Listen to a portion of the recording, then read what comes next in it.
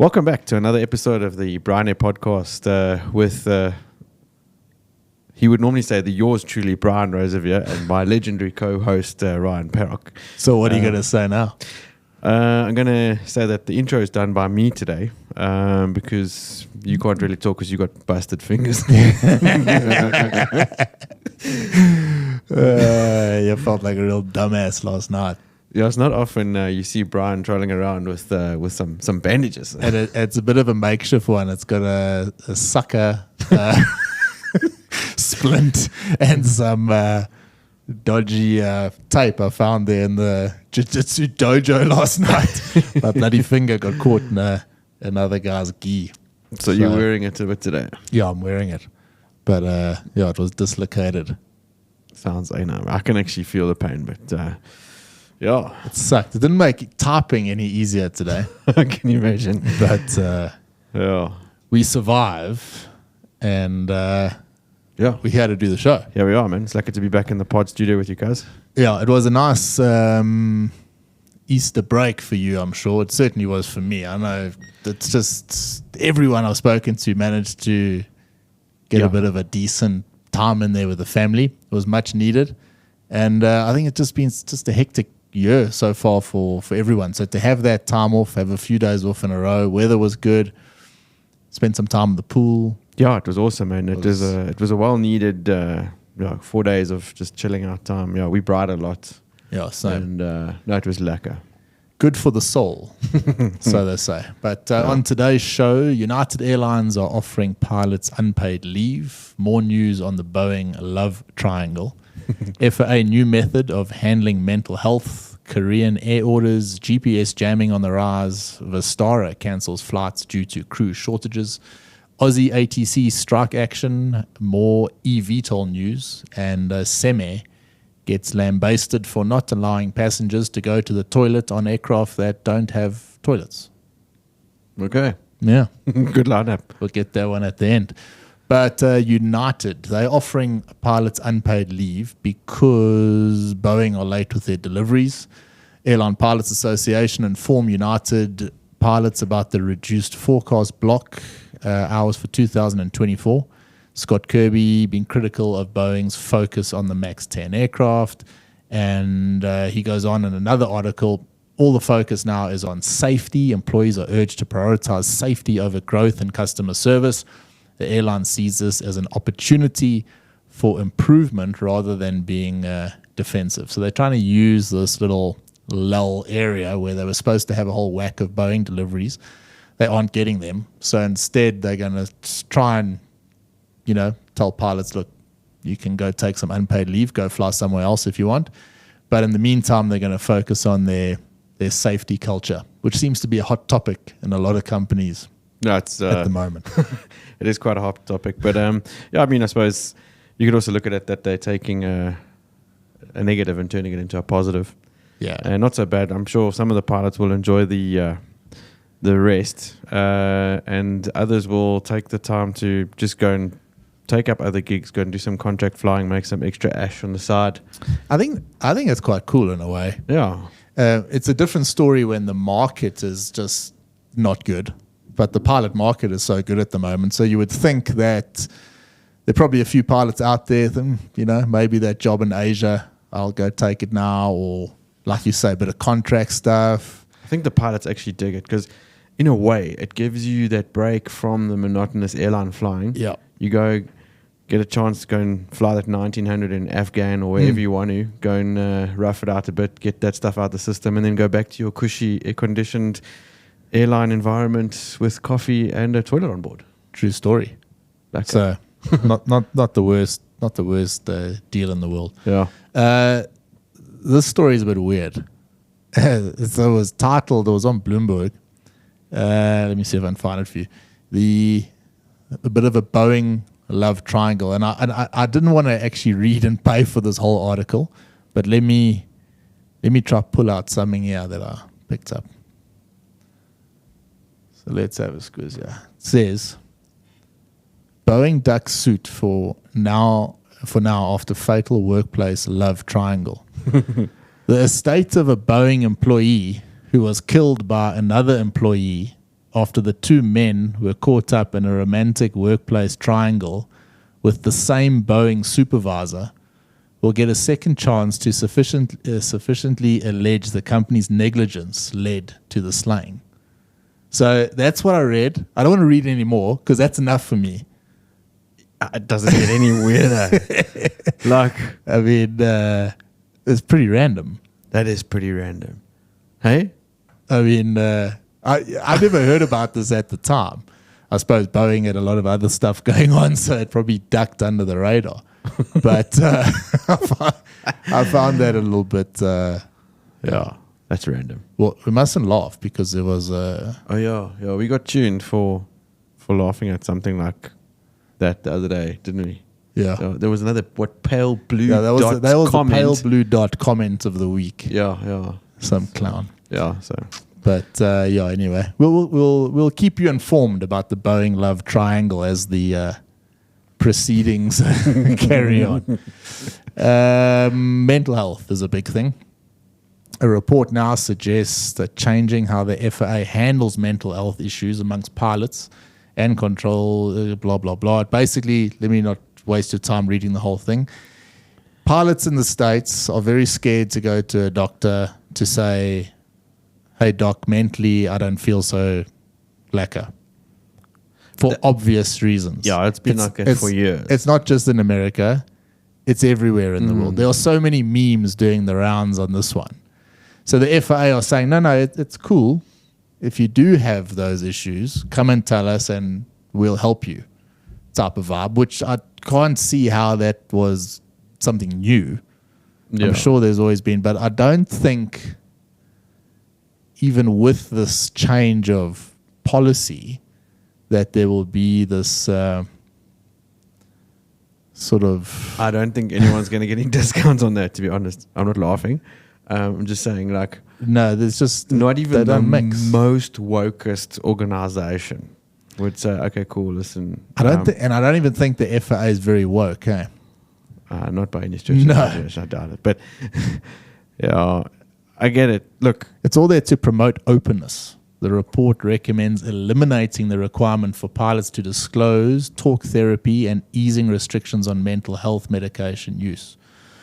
So, yeah, you can go to talk therapy. You don't have to tell the FAA about that. Don't have to tell your doctor about that.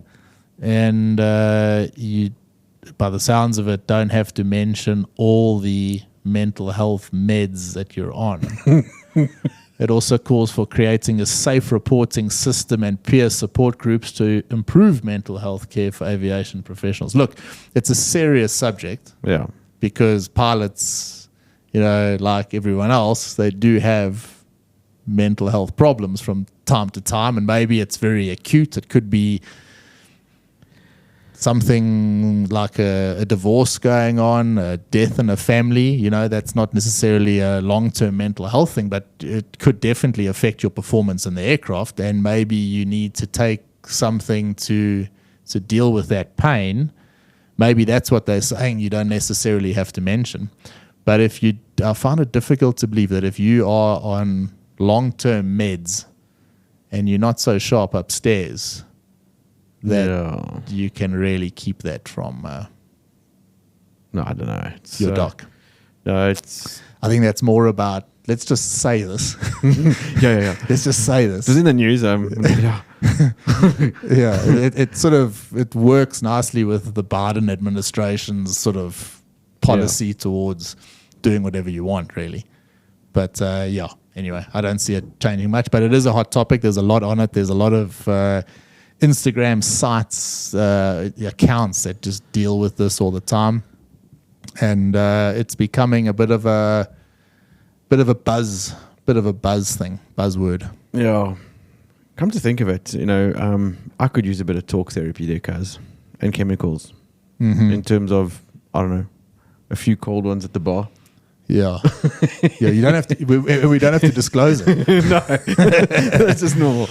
Yeah, America, I suppose they're big on these AA type meetings for alcohol, but I mean, I'm sure they have it for come meet in my garage type of vibe and have a chat about our mental state. Yeah. Look, when you're flying 100 hours a month, every month. Yeah, you're going to be a bit fried. You're a bit fried anyway. So most pilots probably do fall into that category. Carrying on. Korean Air finalized an order for 33 Airbus A350s. Includes both the 1000 and the 900s. The new planes will help reduce fuel use and emissions by 25%. And blah, blah, blah. Yeah. So they're growing. Even some South Africans heading down to that part of the world, mainly to go and do training. Quite interesting. Expanding, it's awesome. GPS jamming, something I've never had to deal with this. Interested in pilots that are flying at the moment to know if you've had one of these situations. So this last one, GPS jamming in Lebanon has increased significantly due to the tensions going on around that area. Interference poses a threat to civil aviation, prompting diplomatic protests from Beirut. Alternative navigation systems are being considered as backups to GPS for aircraft safety. When, there was that, I don't know if they've got any more gen about that ship that crashed in the Baltimore bridge. Yeah, that, what's it, the Sir Francis Key, I don't know. Sounds good. Something like that. There was a lot of talk at that stage that was this not some sort of cyber warfare going on? Yeah, I'd heard about that. Straight away. I mean, there was a lot of like emergency breaking news YouTube things that went out, and a lot of very reputable accounts saying this is cyber warfare 101. Take a big ship, knock out a bridge, close the shipping lane, close the way you transport goods and all the rest. And you just wonder, did something like that happen? But this is gaining a lot of traction in aviation. We talking about it. It's been on a few other aviation podcasts. I don't see much of this like on the news. If the normal, what normal passengers freak out about? The most random things. There's a story later, like we said, with Cemair about the toilet situation, freaking out passengers about something that is so ridiculous. This is like, I know in aviation we have sort of protocols for this, and the guys know how to deal with it. That's why there hasn't been any fatalities over something like this. But this is like an ongoing thing that we read week after week after week. And I'm telling you now, if the flying public thought, are GPS jamming, what's that? Yeah, or moving waypoints and, trying to get aircraft to come closer to each other than they ordinarily would. Fake ATC, giving the aircraft the wrong clearances and things like that. This is happening quite a lot, and I don't see much of it on the normal mainstream media. It's kind of strange, that, eh? It is. We do see it a lot because of all the channels and that we follow and the information that we're exposed to, but nothing on the mainstream media at all. I mean, you'll hear something about, you must go get your 35th booster shot on CNN. Yeah. But they won't mention the fact that it's probably a good thing, though, because of the way they blow things out of proportion nowadays. Can you imagine what the general flying public would freak out? They would freak out. They would. Vistara may cancel. Maybe this is a good opportunity for some of the United pilots. They're going to cancel 70 flights the other day, or they did cancel 70 flights. Pilot shortages. Pilots at Vistara have taken sick leave, causing disruptions and rescheduling of flights. Sick leave is the new way to strike. Yeah. Huh? Yeah. Pretty clever, I think. The airline is facing challenges ahead of its merger with Air India. So, didn't go on to say anything about strike action, but those shortages were because of crew members calling in sick. On that strike action thread, we see here that air traffic controllers are considering their first strike in over 20 years due to disputes over pay and work-life balance. So something similar. It's in your best part of the world. Our favourite neck of the woods there in Oz. Boots on the ground. Yeah, boots on the ground. Nobody in the towers. Shout out to everyone in Oz. Oh. I have to, while we're on that, I have to apologize to Dylan for calling him Mulvaney. I found it funny because Dylan Skura is the antithesis of Dylan Mulvaney. He's the opposite, total opposite. But shout out to everyone in Oz. And my mom and my sister, they're all in Oz at the moment. Is your mom there as well? Mm-hmm. Yeah, Nice. she went there with my sister to have a bit of a look around for my sister and her side of the family. Yeah. Shit, so that's gonna put an end to my Aussie jokes now. Or maybe add some more fuel to the fire.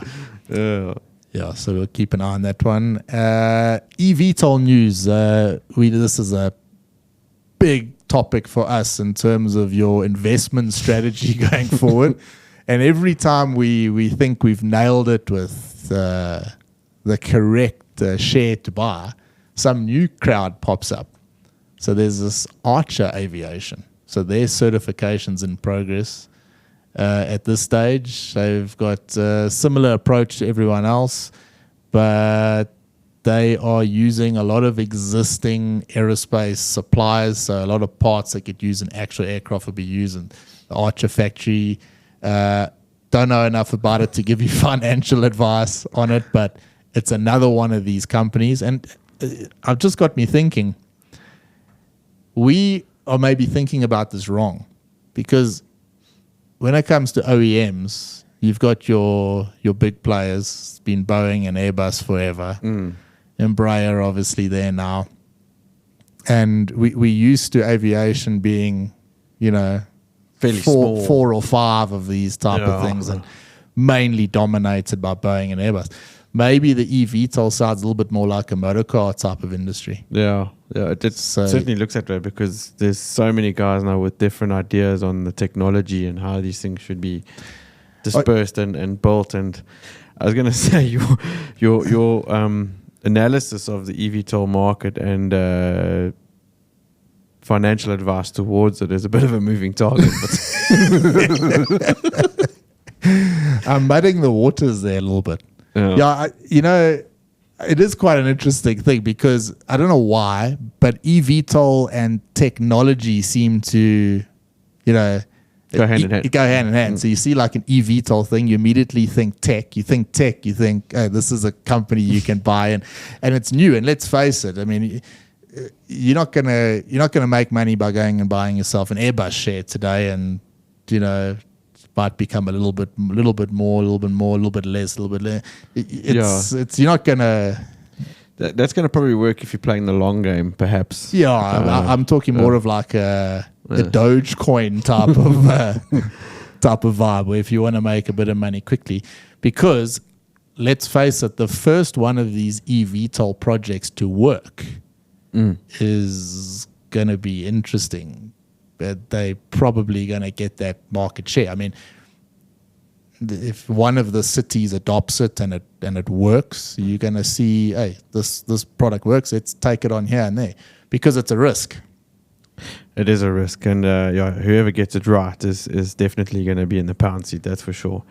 I'm still kind of excited about it, because imagine 10, 15, 20 years from now, these things cruising around. It's going to be quite something to see. And it is. And then on the other hand, so these are all these are electric, sort of following an aviation version of a Tesla. Yeah. But if you're following the energy space at the moment, if you look what Toyota have gone and done, they've gone and put all their eggs in the hydrogen combustion engine. That's right. They've just developed now, or basically developed a prototype of a Toyota Corolla that's got the first version of a combustible hydrogen. So it's not a hydrogen cell. Yeah. It's a combustion engine, hydrogen fuel. Yeah. So, and Toyota all in on this. They were all in. They've ditched their ideas on electric cars. Yeah, they ditched totally. Yeah. I don't even on the hybrid side. Obviously, they've still got the hybrids, but this is they're concentrating fully on this. So you wonder how many years left. I mean, if you would think, I mean, Toyota are they're next level, and if they've decided to go in that direction, they've just got to get it right, and man, it's going to change everything. Will that go and affect things like this e-vtol, and will this be a very short-lived type of thing? They use a huge amount of energy to get these things off the ground, which is why they actually travel relatively slowly. Yeah. Range is very limited, so they're not ideal by any stretch of the imagination. So I think you might be disappointed by your long-term view that you're going to jump on one of these things to go across to the airport. Maybe. No, who knows? Maybe by then they've decided that they can adapt these combustible hydrogen engines into the eVTOL things, and these things will be cruising around in water. Which is lucky. You'll see a lot of them at the coast. But yeah. We'll keep an eye. This story just drove me nuts. I'll bring it up here. This came out. I saw it. I was on Fly Africa, and I thought, it's a April Fool's joke. But it was there, published on the 2nd of April. And this is not the first article I've read on this one. The aviation journalism in this country is horrendous. That's terrible. It is absolutely horrendous. It basically, I mean, look at the title. No toilet breaks allowed mid-flight. Is Cemair's new policy a trend or torture? Yeah, no, what a crock of shit. I mean, what is that? I mean, and it's not, I can't believe that Cemair would take something like that very lightly. It's a bad headline. It's not true. The flipping airplane doesn't have a toilet. Yeah. So don't drink so much. It's common anywhere. Wherever you are around the world, these aircraft fly all over the place. Same story. This is not a South African thing. It's not a Cemair thing. This is the fact that the plane that you're in you've flown an aircraft that don't have a toilet. So you make provisions for it. You don't go and smash 6 beers before you board the flight, or maybe you have 5. Yeah. But it's just, I don't, articles like this, there should be repercussions to it. Yeah, it is a crock of shit. I mean, imagine you're aboard a small commercial plane, having been on board for nearly 2 hours. Suddenly, nature calls and you urgently need to use the bathroom. However, the only toilet on the plane is sealed shut with tape with a sign declaring it unserviceable. That's what will happen if you choose to fly on a smaller plane with commercial airline Cemair. Yeah. That's bullshit. It is absolute bullshit. I've flown on airplanes that have got toilets on board, and the toilet is broken down mid-flight, and then you stuffed. Yeah. So it's just as inconvenient and uncomfortable. But I mean, in this instance, when passengers are being flown in aircraft that are not equipped with a toilet, the airlines do their best to forewarn passengers. So no, it's just a smear campaign. It is a smear campaign, but I mean, why a smear campaign like that can affect the company? The margins that you're working on in aviation are so small as it is. Maybe this was, even if it is an April Fool's joke, you can't it's not an April Fool's joke, but I mean, if it was, it's still detrimental to... It'll be a cuck April Fool's joke. It'll be a cuck April Fool's. But when I thought the headline just screamed April Fool's joke. But, really poor. I think I would hope that an apology comes out. I don't know. Yeah. It just seems really bad to me. Like you said, there must be some repercussions for shitty journalism. I mean, why is aviation journalism so shit? Because people don't know what the fuck they don't know what they're talking about. Who's that woman writing about? Doesn't know anything. Exactly. Jeez. But anyway, multiple articles about that as well. But pal. That's it for this week. It's been a short week because of the public holiday on Monday. Like we said, it was a much needed break. It was nice to spend time with the family. Some big upcoming events coming. There's a couple of things actually. Are you watching Chasing the Sun 2? I actually haven't started yet. I've been meaning to, but I haven't had a chance yet. Is it? Yeah, it's really, really good. Definitely want to check that out. But even overseas guys are saying, look, this is the best rugby documentary ever. The first 2 episodes, I binge watched them. They're excellent. Really done really, really well. And some upcoming events. Israel Adesanya will be fighting Dricus du Plessis. I think it's sometime in August. August 17th. August 17th in Australia. He's going hard in Australia. It's a lot going on in Australia. I love it though, because these two are going to go and blitzum each other. Yeah. In Australia, where there's more South Africans than Australians. Yeah. It's going to be awesome. Yeah.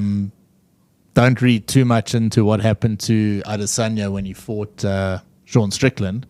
He just was off his game. It's going to be a hell of a fight. And there's no love lost between them. No. I'm actually looking forward to that. That's going to be incredible. Going to be some massive build up to that. Eh? Yeah, it's going to be insane. I'm looking forward to that. Start taking some bets. Yeah, early on. Yeah. Yeah, you just hope no one of them don't go and get injured now. Formula One this weekend in Japan. Hopefully it's as exciting as the last race that was in Melbourne. That was an interesting outcome. Yeah. Ferrari 1-2 finish. Didn't see that. Max didn't finish. Yeah, for the first time in a few years. Yeah, he was pretty miff about that. Yeah, Max, he's got a... How do you say it nicely? It's got like when things don't go his way, you know about it. Yeah, it's a little bit like when your little one wants an ice cream and you say no. Yeah. So where did you say that's this weekend? Japan. Yeah. Okay, that's always a good race. Hopefully the weather's good. Yeah. Special shout out to Greg Hart, mate of mine. Actually grew up together with my next door neighbor. New Patreon. Hey, awesome. Yeah. So magic. Thank you, Greg. If you want to become a patron, go check it out. Link at the top of the show notes. It'll help us. Thank you. Definitely will make us happier and keep us excited about doing the pod every week, which we are excited about anyway. We are. It's still. You spoke about the Easter weekend being good for the soul. This is good for us, I think. Yeah, no, it is, man. But have a lovely weekend ahead, everyone, and we'll see you next week. Take it easy. Bye for now. Unless approach runway 26 left. Vector to the